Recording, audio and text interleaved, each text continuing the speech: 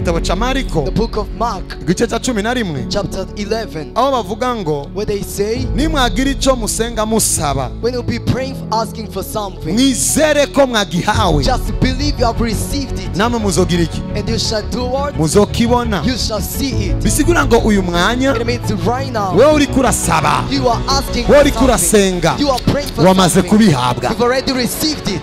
So mwijuru Now in heaven, ntibarindiriye kuzoguha, and are waiting to give you, ariko isi but the world, irindiriye ko ubibona, it is waiting for you to view kuko it. umwanya wabisavye Ask it. wamaze kubihabwa. You've already received it. Let me give you an example. Reka ndakweretse akarorero. Ndaheza agira ubuzima bwanyu. I bless your life. baduwe uyu Marko, muramuzi uyu Marko Let them give her this Mark 11 now 11 murongo 23 gutyo. chapter 23 like that. I love Jesus. Ndakunda Yesu. Ndababwira ukuri yuko umuntu wese yobwira uyu musozi ati shinguka utabwe mu kiyaga nabikekeranye mu mutima, ariko akize yuko icyo avuze gikorwa azogira iki surinya azokibona. Chakarango kuri cyo kintu bavuga ngo azokibona. Umuntu abwiye umusozi shinguka, And speak to the mountain, just be uprooted. ibi nabandi babibwira abantu. I used to speak to the people. Nubwira umusozi ngo ja mu kiyaga. Don't speak to the mountain, go to the lake. Umusozi ntushobora kugenda mu kiyaga The mountain cannot move to the lake utarashinguka. without being uprooted. Iyo umusozi ushingutse When a mountain is uprooted, ubaye munini kuruta ukuntu wabona ubwa mbere. one becomes big more than the first. Byo gituma kenshi iyo muhuye For n'imisozi some time when I encounter mountains, mutitega ko imisozi isibanganya itaraba minini kuruta ukuntu mwayisanze. Mutitega ko imisozi isibangana itaraba minini kuruta ukuntu mwayisanze. Mutitega you cannot expect yuko imisozi itakara the mountains gonna disappear itaraduka, without being elevated. kandi igihe bibaye binini The time they become big, nukwiye kujugumira, you're gonna be trembled. biraduze kugira ngo bigende. They go out for them to go away. Imana niri uko muvyibaza. God is not the way you think about it. Iyo winjiye mu bibazo When you're into the troubles, ukabona bibaye you binini, see it becomes big. wewe wibaje ko vyabaye binini, You think they became ariko big, Imana yabonye ko vyabaye leger. but God saw it was so not too much weight. I know some people understand what I'm That's talking why about. mukana kabatavite niko ndavuga nga. Na kuna Imana yozana umusozi imbere ya Joshua God can bring mountain before Joshua, narawuheza before finishing it, ikiwugira munini, and then He's gonna make it so yabaye wide. Imana nshasha. It should become a Ni new jewe God. nasamaye, It's up to me who was nawe different. urabiye mu burebure, I've looked at in His realm. sinasubiye kuraba hasi I've never seen down, kuko yamaze gushinguka. for it is already uprooted. Igituma wabaye The muremure reason it became ni so kubera ko large, igihe washingutse because when it was waciye uprooted, uboneka. it was appeared. Kuko umusozi ukwiye gushinguka imbere kutabwa. A mountain is to be uprooted before being thrown. Nimba warakinye basket If you play basketball canke wararavye basket, or you watch basketball, nta muntu ashobora gukubitira basket hasi nobody can play basketball so down. ngo atsinde, The one to defeat, abanza kuwushira hejuru gutya. you have to set it up. You don't know what I see. Nariko mbona basket nca mbona imisozi yose yampagurukira. So I'm to see all the mountains that stood against me. Gira gutya. Just do like this. Throw it away. Get this now. Dababinubu. Abwira umusozi ushinguke. You can speak to the mountain, just be uprooted. Bisigura ngo It means igihe what? ubonye binini When you see so big, suko vyabaye not binini, because they became ahubwo vyaduze yet they were uprooted kugira ngo bigere aho ushoboye kubisunika. for them to see where you are able to throw them. Salomo araremereye, Now Solomon is so weak. uyu mwana ntashobora kumusunika, This child cannot push him ariko away. Salomo ndamusengeye akava kwisi agahagarara ngaha. But I pray for Solomon to be elevate from the top to down, from down to the top. Nari kubigisha fiziki ariko reka I ndayireka. should teach about physics. Haguruka gato Salomo. Just stand up.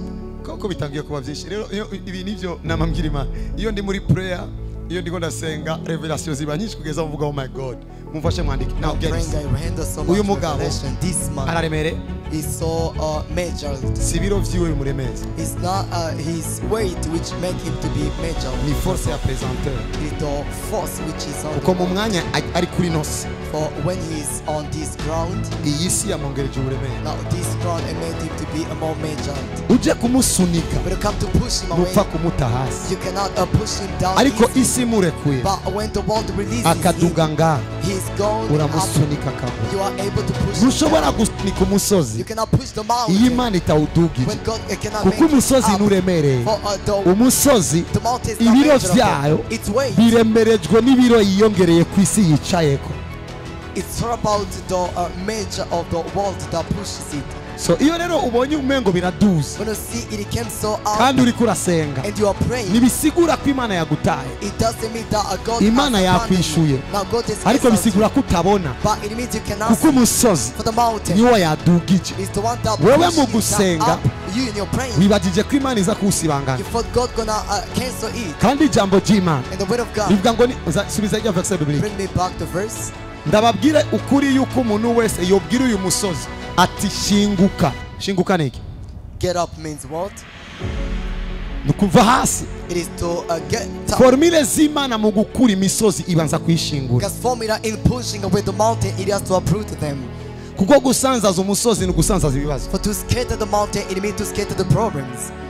So umusozi ubanza Now gushinguka. a mountain is to first be Nimba uprooted. umusozi wari muremure nkanje, If the heat was so tall, more than a mu year, mwanya umusozi ushingutse, the time the mountain is uprooted, murabona aho ubonekeye. you see when I'm Hejuru. sitting on the top, Nanse kuguma mpagaze ngaho kugira ngo nimwiru. I don't want to stay down. Now get this. Reba bino ubu. Uko niko umuntu wizera This is yamenye. how a believer thinks about. Bisigura ngo andabiye hejuru When you look me on the top, sinabaye muremure, I didn't be tall, ahubwo mba ndiko ndatandukanywa n'inkomezi nari mfise kugira ngo yorohereze. yet I'm being separated from the weight I've received before. So kenshi iyo muriko muraca mu Now, bintu, sometimes when you're passing through, mama mwibaza ko Imana you yabataye, think God is abandoned you. muriko murasenga, You are praying, kumbe Imana yabumvise, and God heard about you. ahubwo ni mwebwe mu kugurura amaso. Yet you're the one to open your Mukaraba eyes. hasi, You can see wa down. musozi ntugikomeye. The mountain is no longer measured. You can push it away. Ndabicaye. Ako karatahuritse. Is it understandable? So now subiza ijya verse biblique Now before I give keep me the back the verse. Mbere ko nica umwanzi. ati shinguka utabwe mu kiyaga, ntabikekeranye mu mutima, ariko akizera yuko icyo avuze, vuga ngo icyo avuze. Whatever he says. Probleme ya kabiri ku basenga Now the second problem for those who pray, ntibavuga, akizera icyo yagize iki, and then he believes what he did. icyo bamuvugishije ko cyangwa icyo avuze. What they prophesy or what Hano he rero said. c'est grave, Now this is terrible. ni wowe wizera icyo uvuze. You're the one who believes. Nicyo what he gituma speaks. mvuze ngo akira That's why I mariage. say I receive marriage. Muri prophetic In prophetic, yategezwa kuvuga you should say, ndavyakiriye, I handle it, ndavyizeye, I believe in it, ndatuye, I confess, ngiye kugira mariage. I'm gonna be married. Parce que la loi spirituelle est la loi spirituelle. Kubera ko Itegeko iteko ry'imwemu ni ry'imwemu itegeko. ni iry'imwemu. Any choice. No any other choice. Akizera ivyo bamuvugiye cyangwa ivyo avuze. He believes what they Akizera ivyo prophesy bamuvugishije ko cyangwa ivyo avuze. or what he says himself. Erere ya mbere niyo rero. Now the first hero is that one. Ntimuvuga. You won't speak. Birateye agahinda. This is terrible. Wiyugaranye mu cyuma. You are closing yourself in the house. You are praying. Shaparababa shiparaba. Shakabaya bashabaya bayabaya gashaba. Amen. You are Amen. crazy. Uragwaye. Uri umusazi. Ibyo ndabikubwiye je prophet. I tell you, the prophet. Bavuze amabanga. They speak about me. Utazi. You don't. Birashoboka ko uravuga mana hako mfana accident unyishe na malaria. Maybe you'll be speaking, Lord. Kuko n'amabanga utazi. Those are the secret, the mysteries. Now you speak in tongues. Rataba lekra. Rakata ndatuye yuko ivyanje vyuguruze. prophesy mine Yamodoka are iraje. open wide. Yanzu ndayiguze. You I speak. purchased the house Rapuka. Birivuze rero ngo ukizera Papa said, you believe yuko ivyo uvuze. that what you say. Subiza verse biblique Give me before I back keep the the verse. Mbere ko nica umwanzi. Aiza agiye bakarangurikirana amahanga. I bless those who are following abroad. Ariko akizera yuko ico avuze gikogwa azo vuga ngo ico Say what? gira mwize apana ivyo. Not those. Muravuga menshi nyongora. You speak too much. The problem with you. Kubujyo no babaza mu kanya mwasengeye. If I ask you what have you prayed for Ubu nyene musa 11 nabyo dusenga. right now, when I told you to pray, Nakubwiye subiriramo ivyo wasavye. just ask. Repeat what you asked. Mbavu zitani umaje wakumbuke. You don't remember what you said. Iyo utangiye kwinjira amasengesho nk'aya You precise. start into these prayers so precise. Si bibi kudondagura ibindi. It's not about to speak out Ariko of utegereza things, kugira kimwe uvuga. but you have to one thing you say. You Umwanya remember. nafukamye ngaho. The time I knelt down, Ivyo nabwiye Imana no bisubira kugeza aho no bisubira na Joshua Israeli ni abo mutamba. when I spoke to the Lord, I'm able to repeat them. Nico tuma nababwiye teme y'uno munsi. Therefore, I told you today's Musengere mu ijambo rimwe. now ask in one prayer. Mwami Imana ndi wawe. Lord, I belong Mwami to Imana you. ndi wawe. Lord, I belong Kuko to you. narinzi yuko ariyo problem. For I knew there is a problem. Nagomba tuiresolve I want to solve it. ku buryo uzokwibuka ejo The time I shall remember tomorrow. yuko watuye kenshi ukuru wayo. that you've altered the most time that you belong to igihe him. nafukamye nga When I knelt down, isengesho nasenze ndagiwe one prayer that I said, I remember it. mejeje After naciye mba rero mu kwatura mana wibuke sabaho I church was telling Lord, remember naho something. novyibagira nangorane izo Though I birabibuka can n'ubundi ni forget, mwese so. ariko ivyo je nasavye binyerekeye But when I asked it, nawo nkama mwijoro wasavye iki nasavye you ask it, you ask ABCD I asked it ABC. ico Words ico avuze you say, azogira iki the one ico avuze azogira iki where he says it shall be done. baza mugenzi wawe uvuga iki Ask your friend, what do you say? mbwiye ko mu isi yari ingeso yo kubona ivyo mwavuze In the world there is a burya belief. ubukene uri kurabamo ntushobora kuba waravuze Maybe you spoke about the poverty you experienced. icyo avuze azokibona Now what you say you shall experience it. by the power of Jehovah Ubwo bushobozi bwa as Jehova. the prophet of Jesus Umuvugishwa wa Yesu. I speak upon your life Ndatuye ku buzima bwawe. uzoba umutwe ntuzokwigera uba You umurizo will be a head, not a tail. in Jesus name Mu izina rya Yesu Kristo. ni gute worindira ivyo utarindira How can you wait what you don't remember you said? nzanira mikrofone Just bring me back a microphone. biroroshe kuguma witeze mikrofone It's easy to expect for a microphone. iyi energy yo kuraba iyo mikrofone iri kwiraba This energy to see the source of the microphone. niyo faith niko kwizera That the faith indeed. ariko ntuzi n'ivyo wavuze Yet you don't know even what you energy said yawe before. uyishira he But you are setting your energy. wavuze ibintu byinshi kugeza utavyibuka You talk about so many things you don't remember even biragorana then. kubishira ku It's mutima too hard to set your heart on it. kwizera ni ugushira umutima To believe it to set your heart. simple Biba byoroshye cyane. Bertrand Bertrand, zanira irya ntebe ya bleu bring me back the blue chair. murabona energy ziko zirakora You see the energy amaso which is yanje aguma functioning. arindira hariya So my eyes is fixed there. kubera ko nabwiriye Bertrand For ini I spoke to Bertrand Namubwiye this intebe. month. I spoke about the chair. ndayigumye ndayirindiriye Now sivyo I'm expecting it. ntushobora kumenya ko icyatumye Bertrand yizana Now what made Bertrand to bring this si one? kubera ko akunda kuzana intebe Not because he likes bringing the kubera chair. energy indimo It is because of my energy inside yatumye of me anzanira intebe that made him to bring me this chair. gusa uwo ari wese yamubwira ngo zana intebe Not in the person to speak to him, bring a chair. ayimuzanira And he is able to bring it. iyi energy Now this energy, niyo power ya faith this is the weight of the faith. icyo uvuze What you speak about, uzokibona you shall see it. subize Set it back. nibaza ko niko ndakosora gusa problem ya Maybe I'm correcting only the prayer. ibaza imyaka yose Nothing out of this years. Hey, imyaka yose out of these years, ukuntu wasenga how you prayed.